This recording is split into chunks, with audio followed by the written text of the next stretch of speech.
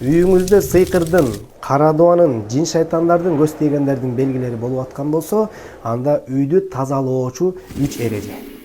Биринчи эреже: үйгө кирерде оң бут менен кирип, анан үйдүн ичинде адам бар болсо дагы, жок болсо дагы ассаламу алейкум ва рахматуллахи ва баракатух деп айтыңыз.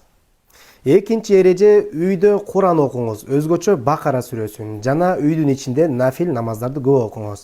Себеби пайгамбар саллаллаху алейхи вассалам Бакара окулган үйгө жин шайтандар кире албайт деп айткан. Ал эми намаз окуган жөнүндө үйүңөрдү мазарларга айлантпай намаз окуп тургула деп айткан. Үчүнчүсү: үйдү ар кандай таштандылардан, тамак аштын калган каткан жугундуларынан, бурчтардагы жөргөмүштүн желелеринен жана чаң баскан кир болгон жерлерден таза кармаңыз.